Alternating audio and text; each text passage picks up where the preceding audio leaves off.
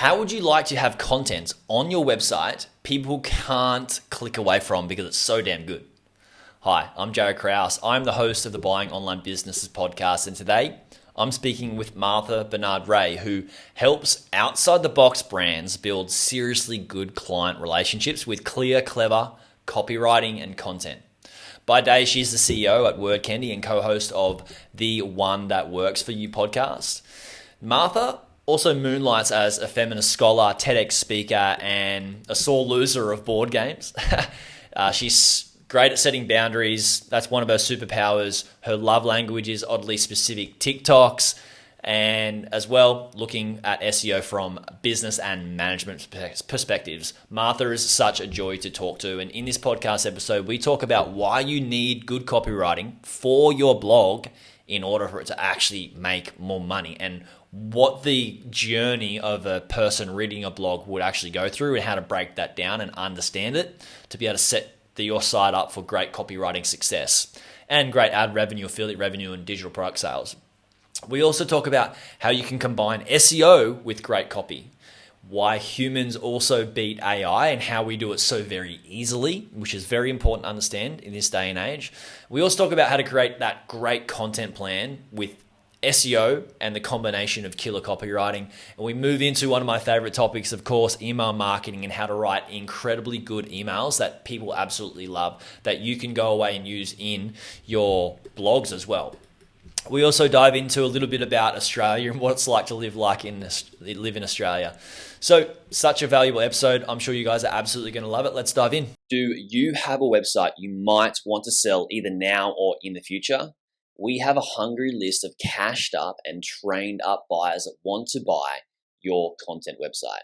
If you have a site making over $300 per month and want to sell it, head to buyingonlinebusinesses.co/sell your business or email us at info@buyingonlinebusinesses.com because we will likely have a buyer. Details are in the description.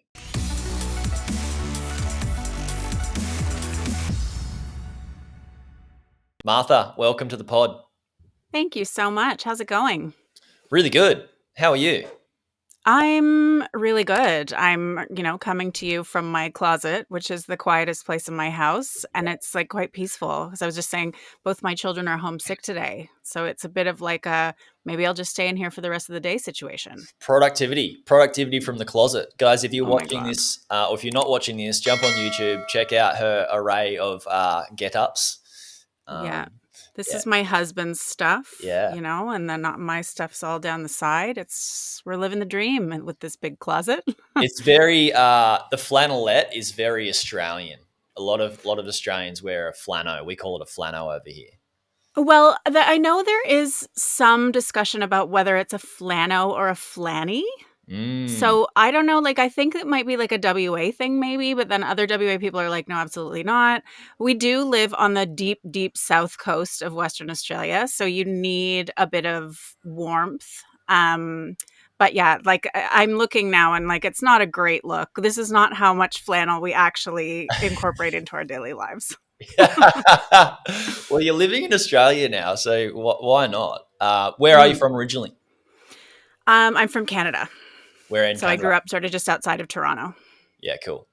Awesome. Mm-hmm. I've been to Toronto, and it's got a good music scene. Yeah, it's lovely. Cold though, boo. Yeah, boo. Can't deal. All right, so let's dive straight into the goods, the value, what everybody wants to hear. We're going to be talking about copywriting. Now, you've got two awesome skills, copywriting and SEO. And a lot of people may think they're different. But why is it important to have the blended approach in copywriting and SEO? Well, the way I explain it to people is, I obviously approach this from the copywriting side as a copywriter, but I kind of use this very basic explanation of the whole purpose of Google is to give people the best possible results for their search. Mm-hmm. And the only way Google can do that is if we make it very, very clear what's happening on each page.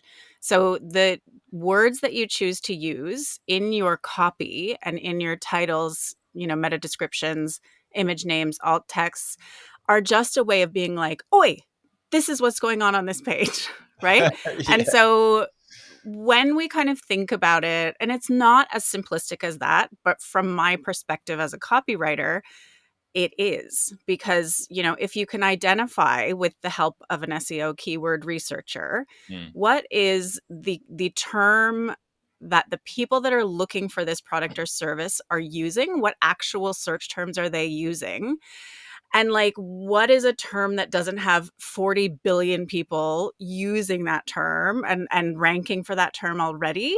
So you want to have sort of something with a reasonable search volume that isn't already like the page one results on Google aren't full with like, big corporations, right? So we're targeting words that it is possible with time and effort by creating good content for your business to rank on page one for that word. So copywriting is a really big part of SEO, kind of in conjunction with somebody who has the magical skill of figuring out which keywords you're supposed to use. Yeah. Keywords, good keywords, and then copy that.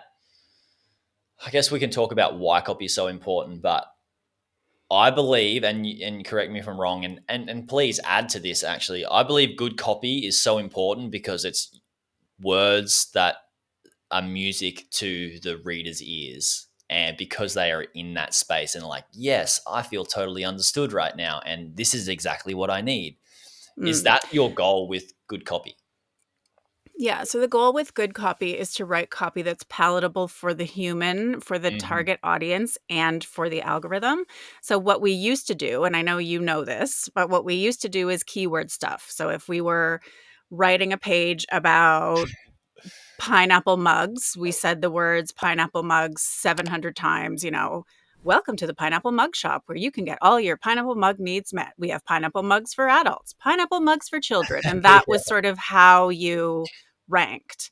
And those days are over because, Google and, search engines realized that that was actually interfering with the user experience. So Yes. now what they're looking for is copy that is welcoming, makes the reader, know that they're in the right place and that thing is for them, and is also clear like why they're there. So that, the thing that is really difficult for me as a copywriter is sort of when you get to a website and it's, the H1 or like the, that really main important heading is like welcome. And it's like, oh. You So it's stuffed up. you Yeah. using those words as much as you can, as naturally as you can, is the way to go. Yeah. So that's Sorry, without interfering with the enjoyment that the human being will get from reading that thing. yeah. I want to talk about enjoyment in copy because that really excites me. Uh, Even to the point that before we even started hitting the record buttons, you mentioned how important that is in your work, and it's clear when I go to your site how just punchy and awesome it is, and I really dig it. I think we're in a world now where more now than ever, we're going to be unfortunately seeing a lot more content online that isn't enjoyable to read with the rise of this AI thing where people think AI is the answer. And I said to you, it just frustrates the hell out of me how much focus is going into AI where people are even distracted in their business and they're throwing the baby out with the bathwater. They don't understand like what they should be continuing to do Mm-hmm. really well. Mm-hmm. And I think a lot of blogs are going to suffer due to this. So Well, I mean, I think a lot of blogs are going to suffer, but the ones that are good and the ones that, the bloggers or the content producers that realize, yes, AI is a very powerful tool. I use AI, but I don't use it to write for me, right? So it's about how you're using it. And I think like a lot of creators like on LinkedIn and stuff are kind of saying, here are the 600 chat GPT prompts that you need. yeah, But like to get a prompt that gives you anything that's not garbage is a skill, right? So it's about like, okay, you're either going to, I always tell people, like, if you're producing content for your business, you either have to invest your own time or your money into that process. Like, people just kind of think this is just a thing that happens, and it just Mm, isn't. mm, And when it comes to AI, it's the same. Like, you either need to invest your time to actually learn how to use this research tool, this very powerful research tool, to make it easier for you, or you need to outsource that to someone else. But I really do think that, like, in a few years, the premium product in terms of copywriting is going to be, that which is written by a person. And, we use those tools as like a research tool, but then you still need to have copywriting skills to turn that, research, which often isn't even good research, into something. yeah, that's right. Let's. So the research is not good research. It's not fun to consume if you just have like three clever prompts or whatever. It's not fun to consume from AI. Mm. And with first, before I bring this up, people need good copy on their site so people stay on their site longer and they sell more advertising space, affiliate products, digital products, e-commerce products. It's so important. If you don't have good copy, the better your copy is, the more money you're going to make. So how do you get good copy? Research using AI. AI is not your competitor. So using AI as the research is not going to land you the people on your site longer and more money and more sales. You Mm. need to speak to, with good copywriting, from what I've learned, Mhm. because I've studied a bit of copywriting myself, I love it, is you Mm. need to speak to people that ideally have bought your product or are on the journey about to buy your product, Mm. Yeah, right? absolutely. So how do we get that data? How do we find out what words they're using, what's on the tip of their tongue that we can use for our copy writing on our Well, site? I mean, it's the I've kind of skipped forward to the research part here, but you're absolutely right. Like, you need to, when you speak with a copywriter, they do a full brief. They Mm, often do voice of customer research, where they actually talk to your customers and take the words and the concerns and the successes and the solutions straight from their experience, and write those into the copy. mm. So I guess I should say, as a copywriter, I do use AI as a research tool, but it's not the only research tool. So there's all of the, briefing and talking to the client and doing the voice of customer research and the market research that copywriters also do. So I Mm. probably made it sound simpler than it actually is. You're very right. Yeah. This is the thing though, like, if your goal is to chop a tree down and you got 6 hours, you're going to spend 5 hours sharpening the axe. With copywriting, most of the time Are goes you into the bringing this up because of all the flannel? Like, I've never chopped down a tree. You want me to just go get my flannel and just chuck It'd it be on? great. Sorry for interrupting. I had to. Yeah. So the research is the preparation, Mm. and the easy bit is putting the icing on the cake of writing it out. And, well, I wouldn't say it's easy, but that's a bit of an art form, really, a skill and an Yeah, art yeah, form. But exactly. most of the time goes into the research, right? No, definitely. Yeah. The research, and also understanding, the purpose of each, if because you wanted to talk about blogging, understanding the purpose of each sort of piece of that blog and the Mm, job that it is there to do, and then making the most of each of the tools that you have in a blog to, speak to the client, speak to the algorithm, make sure that we're kind of keeping both of those um, humans, or I don't know, creatures on yeah, side, right? yeah. So it's really, I think what a lot of people kind of don't realize is that with copywriting, each little milestone that you can get the reader to get to is like a cause for celebration. So if you've written a headline that's good enough to make a person open that article, great. But like, you've only now gotten them to read that first thing. So, and then the next challenge is, let's get them to the bottom of the first paragraph. Let's get them, and let's understand that when people read content online, they don't start from the very beginning and read every word. And like, using subheadings is essential in blogging. And the way that you use those sort of in the smartest way possible is that you write them so that when the person skims the article, which we all do, they can get a sense of what is going on in the article without reading the whole thing. And then they can kind of go, okay, I kind of know what's going to happen here. I'm going to go back up and, revisit this section or this section, right? So if you're like 5 ways to, I don't know, improve your surfing stance, right? We're like, okay, I want to know 5 ways to improve my surfing stance. And then in that first paragraph, you need to identify who this article is for and what they're going to get out of it. Like, this isn't a time for you to like wax lyrical about the time you went to Hawaii and it was amazing and it was romantic and blah, blah, blah. No. So you're getting straight to the point. Let people know the value that they're going to get from the article. And then you're splitting it into those very clear 5 sections so that the people can go, well, I already know about like this and this. I'm going to skip down to like the third one. And you're facilitating the reading process rather than like, forcing people to kind of slog through it, because they just won't. Yeah, they just won't. I love that you're talking about user experience. And what I hear when you speak is it's all about user experience.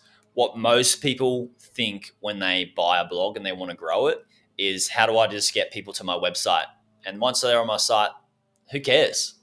But you're going the opposite approach of like, and it comes back to the same. If you're going to use paid marketing, throw money into ads to grow your business, you're going to get a better ROI from remarketing people that already know more about you and people that are already bought from you. You're going to get a far better ROI. It's the same with user experience. Once you win somebody in with just like one really good paragraph at the top, right? Because it's got some awesome humor in it. It's got some words that only surfers know, like only surfer knows the feeling. And then there's a joke that goes into it. Yeah. That's gonna buy a huge brownie points for me to want to go through those headlines. And then when I'm like, okay, cool, there's these 3 things that suck in my surfing stance, I need to learn about those. Then you've got the opportunity with that user experience to win them over again. And I think where most bloggers drop the ball is they don't focus on the quality of the content and the user experience people have, with the goal of them visiting multiple pages, because multiple pages buys far more trust. Also, if you're just selling ad space on the site, you've got far more eyeballs on the site and on the ads, and you're going to make more revenue versus, how do I just rank for this keyword? And then I'll just put some keywords on the page and I'll just do that at volume and use AI. Yeah, like I wouldn't even like, just never do that. I think, haven't written content for a blog that's sort of only, quote unquote, only purpose is to, be a blog, to get found and sell ads. But like, I think no matter what you are trying to use the content for, if the human doesn't enjoy reading it and it's not useful to them, they are not going to continue to click through. So if you're putting blogs on your site, you want to have an idea of like, okay, when somebody finds me because of this blog, where do I ultimately want them to end up? And kind of making that journey clear. So if you're talking about like, I love how I'm talking about surfing. I literally know nothing about surfing, but you have a surfboard in the background. And so I've just gotten onto that. I thought from so WA, if we're talking about, you know about surfing. 5 things you need to know about surfing, right? And then within that blog, those internal links are going to kind of capture people's interest in other ways. So if it's like, you need to make sure you like prep your board properly, that one can lead through to a different blog about like wax and whatever you need, right? You might have one of those points might be about like your own physical fitness. And then that can lead through to something that touches on that. So like, which type of client are you trying to attract with this piece of content? And then where do you want them to go after? And where do you want them to go after that? Is a kind of a much better way to think about it than just like, I just want to get them here, because it's Mm, not like, they get there and then you can like lock them up and keep them forever. You have to make them mm. want to stay. Yeah, exactly. And it's also, like I said before, the more content they consume, the more trust that they get from you, the more likely they're going to go, oh, I'll subscribe to your newsletter. If you Yeah. do, guys, if you do just have a newsletter, I would suggest having a better thing that's a resource that's going to be. Most people don't want to read a newsletter. No, uh, newsletter is like the kryptonite word.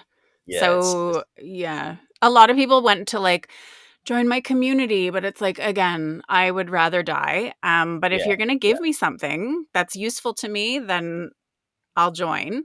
And then when I kind of, then we go into email marketing, right? Like, what do you do with people when they're on your email list to make them want to stay and to make them associate you, whether it's a service-based business or an e-commerce business, you need to have them associate you with like, this is solving a problem of mine. And so that's when we kind of get into, email sequences and all that good stuff. So people listening and a regular listeners to the podcast probably don't want me to get started on email marketing because I love it so much. Okay. But I have to pick your brain on it because you do SEO, content creation services, and email and all that sort of stuff. I Mm-hmm. love email marketing, and people love my emails. Guys, wink, wink, Same. nudge, nudge. Yeah, cool. Yeah. Congrats. Yeah. Get on both of our email lists, guys. People reply to my emails and Isn't that don't the just, best feeling? yeah, just saying Oh, thank you. It was a good email, yeah. thank you. It was great. So how do you do it? What are some of your secrets in having great emails that people are like, I love to be in your inbox. I love you coming into my inbox here and Yeah. dropping Well, some the value. first thing you need to do is welcome them properly, right? And, it depends, different people have different ideas of how long a welcome sequence should be. But the thing you need to realize is when somebody first signs up for your list is like the most likely they will ever be to open your emails. So if you have a lead magnet and they're like, "Oh yeah, I want that lead magnet. I'm willing to trade my email address for that lead magnet. I would like to see that and I would like to learn more from this person." That is like peak enthusiasm when it comes to email. So welcoming the person, delivering obviously the lead magnet, and then you can follow that up with a couple of emails that just let the person know, like, yeah, who this is for. Is this for you? Is this not for you? Because if it's not, they unsubscribe, and that's not a bad thing. Because if they're not your ideal client, they're not your ideal client. Like, and we don't cry over unsubscribes. We kind of go, okay, like that person has self-selected out. And I don't have a massive email list, but like if you've got, 8,000 people on your list that you're paying to send emails to and they aren't opening your emails, like that's your problem, right? You need to Wasted get rid of money. those. Just get Yeah. rid of those. Yeah. So they, the person is kind of they have opted in. You've made a conversion, quote unquote, when you got them to subscribe and they want to learn more from you, but you also then have to keep them, right? So any email that you send needs to deliver value, and people do that in different ways. And like if you're getting thank you for this great email, that means that you are delivering value. So thinking Mm, about the market, the audience that you have, with that segment of your email list, what is it that they need, and helping them with that thing. I also really I'm a big fan of like the storytelling email, which is sort of the opposite of what I said about blogs because they are two different tools.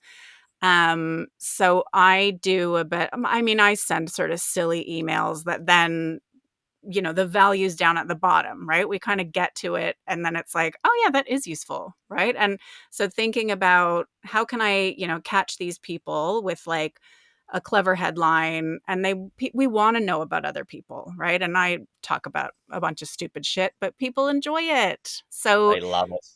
get that storytelling stuff in and then deliver the value at the end. And I try to keep mine kind of, monthly, this month we're talking about this month we're talking about this. And like I said, it takes time, right? It's not just a thing that we kind of can go, I'm going to set aside 10 minutes a week to write my email. I write one email a week and it takes about 45 minutes. And that's 45 minutes that I'm willing to spend because I'm getting good responses from the people who read the emails. And then the people who unsubscribe, who don't want to read my email subjected farts in a jar, that is their problem. Exactly. Yeah. I've noticed. So I think I do a similar thing to you. I treat my I don't like Instagram. I treat my inbox like Instagram and have I have story into lesson, and I start the story in media res, like just jumped off the bridge with James Bond and my parachute is not opening, starting email that way, grab attention. And also one little trick that I haven't shared before, but people are going to, I've found people in this space, in my space, copy my emails and how I write them now. And they also write them, the same way on social media now, how I write my stories and whatnot. But I make sure that the text is quite large on my email and there's no more than one sentence per line. And the sentence should not be more than like 10 words. And so it's just so easy to read. The experience is fun and great. And I use I'm very jarring and stopping and starting in the story and jump between different timelines. And I want to say this, guys, because it's really good for bloggers to know. If you write in this way that people absolutely love to consume, not only are they going to want to continue reading, and you bought so much respect from them and they're enjoying the experience, so they're going to be on your site longer, but this is how human beings freaking beat AI. AI cannot do this right now, and it probably won't be able to do it in the next 5 years, even with all the data that everybody's putting into it. Unfortunately, it's just going to create this ugly monster. Humans beat AI this way, and I see that on my email list. I'm sure you see that as well, Martha. Oh yeah. And humans do beat AI, and I do have. I really resonate with what you're saying about short, sharp. Oh my God, short, sharp sentences. And I do also think, yes. And I think also it's okay to pop in like a bit of a longer sentence occasionally and maybe a 2-sentence paragraph, because they can be a little bit of a balm for the brain, right? So if I personally find it, I don't know. I don't love it when it's like sentence, sentence, sentence, and there's no kind of rest. Like, in a TV show when there's like comic relief, I feel like you can also have sort of like verbiage relief when you have something a little bit like that longer that feedback. allows the person to settle into that idea a little bit. That's just my opinion. But yeah, like that short and sharp way of writing, it emulates the way that we talk when we're kind of excited, and that's what people are kind of used to, and that's how people like to read online. But I do think there is a place for, something a little bit meatier occasionally. I'm not saying blocks of text, never, never, never, but just, when you do it intentionally, it can work really well. Just don't replicate the Bible in your emails and have this block that you could literally build a building with just from those words, because they're so condensed Don't together. replicate the Bible in anything, as far as I'm concerned. We're not going to go into religion here, Okay. but I'm with you. So SEO, good copywriting, it's a winning formula because it gains more trust, more respect. People are going to enjoy the experience. The more they enjoy the experience, the more trust they have, the more likely they're going to want to opt in and move to our awesome email list, and more likely to purchase products. Now, I want to ask you about results. Do you have an example? And you can share a result from an e-commerce brand or any business. But do you have some case study or an example of a business that you guys started working with that, like, hey, can you just help us with some content creation, Mm. and what that looked like and what the results were? I mean, you're springing this question on a woman with ADHD, so I cannot answer that question at this time. But Sorry, I did not send you a list of questions either. that's So okay. I do That's apologize. okay. I think like I struggle sort of with, this has resulted in conversions and blah, blah, blah, blah, blah. Like, Yeah. realistically, if I am writing website copy from start to finish for your new website and it's SEO optimized, and I've worked with the keyword researcher to create a content creation strategy, initially when the new website is released, your SEO is actually going to dip, right? Because, unless Hmm. if you pull down everything that's there and recreate it, like that's, it's not going to be like stratospheric, right? So this Yeah. stuff takes One step time. back to two step forwards. Yeah. Yeah, this stuff takes time. And then I think the idea of like, the copy is the only thing that made this website successful is like not necessarily kind of a really true assessment Mm. of all the things that a website does, right? So the copy, the images, if I am working with a designer, like I put in sort of UX recommendations, and I have no control often of sort of how it ends up at the end, right? So, but I Mm. think we can, like, I've definitely worked with heaps of companies that we're sort of like, we're kind of either stagnating, our growth is kind of stuck here and we're not reaching the right audiences. We're not kind of getting the people through the user journey. And, I've seen huge improvements in that, huge improvements in terms of like email opens and click throughs. But like, I'm just not the kind of gal who's going to be like, I can 10x your income. Like, I just do not, it's not something that like In I would 4 ever seconds. claim that like it's just me. And also, yeah, like I always am referring to, well, if you need Facebook and Instagram ads or whatever, you need to go to this person. And if you need this, you need to go to this person. So it's like it's a real team effort. But Mm. like, yeah, the power of having good, solid, personality driven content that actually resonates with your user like cannot be overstated. And I'm sorry for not having like a number for you, but that's just No, not the that's kind of fine. person I am. Yeah, no, that's cool. I'm glad that you're just straight up and honest about it. That's what people Mm, love about this pod.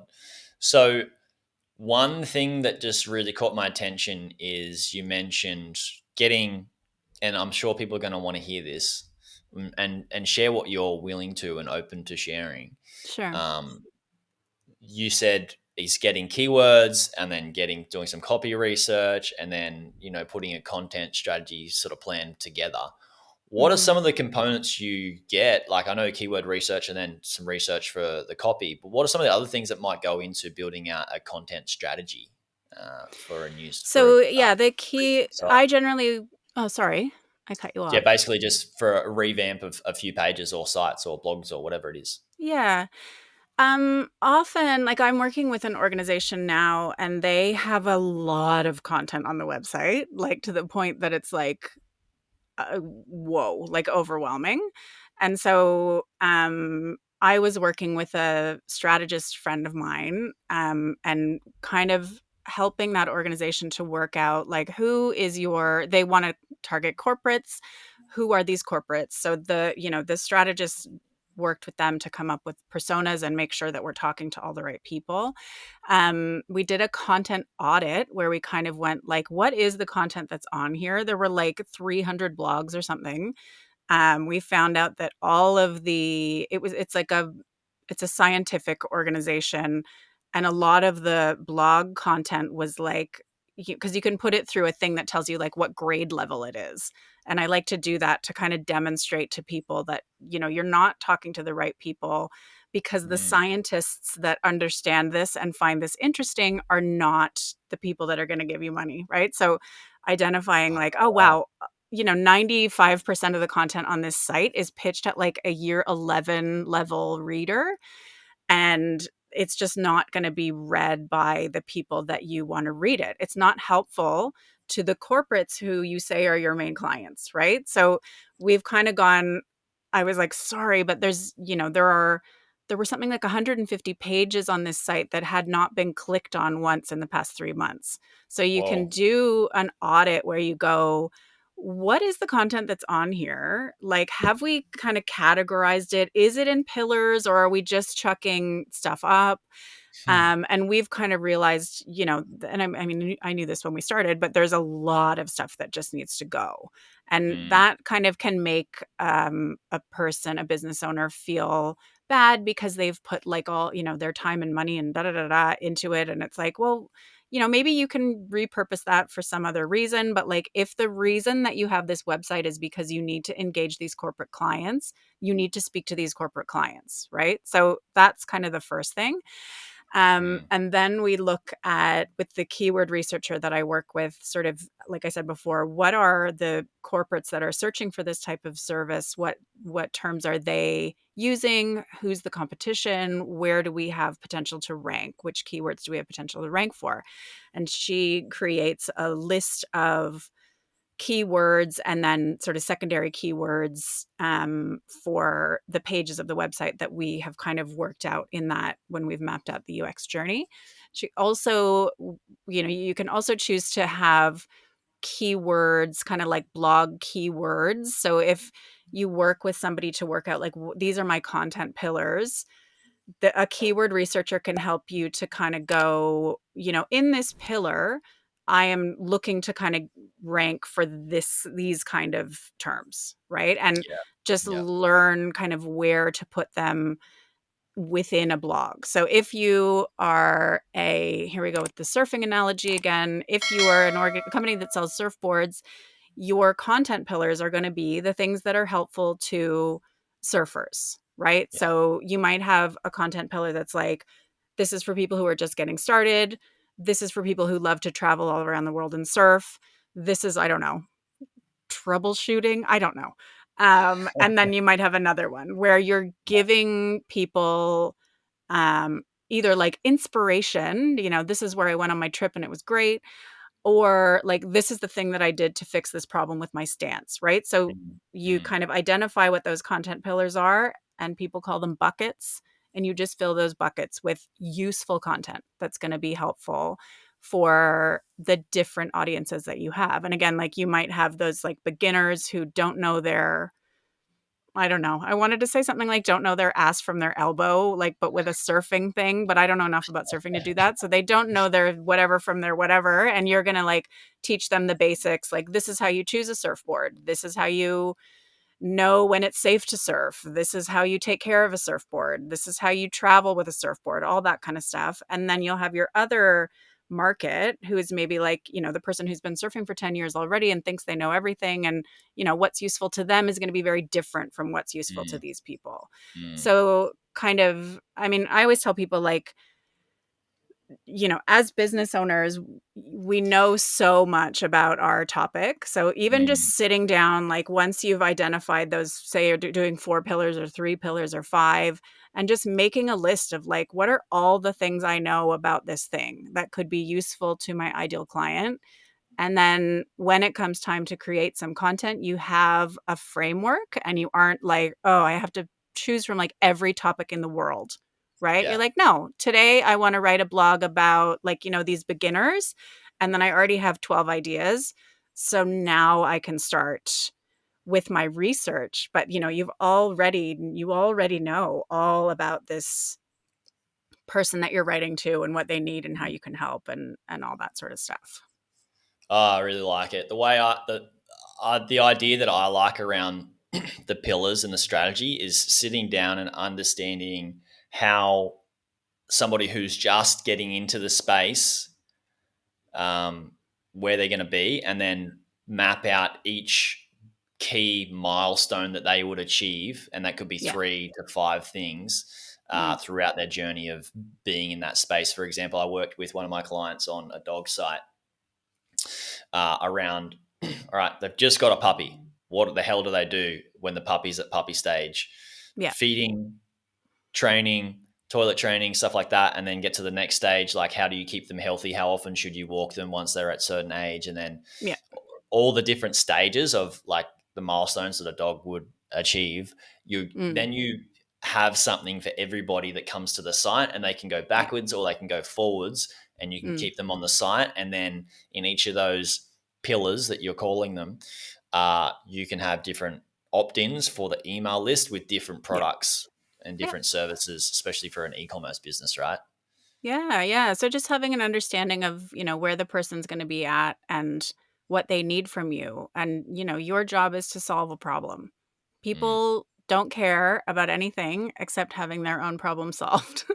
And it sounds, whatever, but it's true. Like, I'm not reading someone's blog to support that person necessarily because I like them. I'm reading it because I'm like, oh, I've got like redbacks in my roof. What do I do? Yeah. Excuse me. That's great. That's so Aussie. Guys, redbacks, yes, correct. Yeah. Australia is littered with creepy crawlies and wildlife. Oh my God. Okay. Last year, we've moved since then to this amazing closet.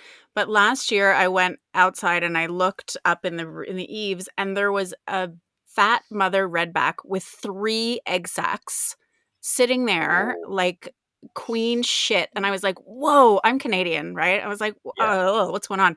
So then apparently you have to call the spider guy, whose name is not Spider-Man, impossibly. And he came and sprayed. And then over the next couple days, they all just descended on the outside of the house because they were dying. Yeah. And I was like, is this the end times? Like, what is happening? Why are we all so just comfortable with this? Yeah. We used to have a lot of redbacks when I was young, and somebody in our street got bitten and he nearly lost his whole arm, like just from a spider bite. And, those redbacks are bad, but the Sydney funnel webs are way worse. Like people die from those spiders. Yeah. Yeah, totally. Yeah. It's all very adventurous down here in the Great Southern. It is. Well, Martha, thank you so much for coming on. It's been an absolute pleasure to talk to you. Where can we send people to check out, some of your content creation services and what you guys are doing? So my website is wordcandy.com.au. I offer SEO, website copy, and content creation services. I work in hyper-focus weeks. So the reason why my clients love that is because, a copywriting project can take 6, 8, 10 weeks. But this way we kind of start the project on a Tuesday and we end the project the following Tuesday. And it's a good way to kind of get started with your copy, as quickly as you can. So, and I'm also on Instagram at wordcandycoms, and also on LinkedIn if you just look up Martha Barnard-Rae. Awesome. Guys, check that out. There'll be links to that in the show notes. Really appreciate you coming on. Everybody that is listening, thank you for listening. And I just realized we're up to 230 something episodes. And I think the last time I actually asked people to subscribe was 130 episodes ago. Oh my goodness. So yeah, I don't really ask you guys to subscribe, but if you got value from this, please subscribe. There's more awesomeness coming. So yeah, thanks for to celebrate your 230th episode, people could also listen to my podcast, which is called The One That Works for You. And I will ask you to subscribe. And we'll put a link to that in the show notes as well. So it's The One That Works for You. The One That Works for You. And thank you so much for having me, Jaryd. This has been fun. Yeah, it has been fun. Thanks. Take care. Hey YouTube watcher, if you thought that video was good, you should check out this video here on the 2 best types of websites beginners should buy. Or check out my playlist on how I made my first 100K from buying websites and how to do due diligence. Check it out. It's an awesome playlist. You'll enjoy it.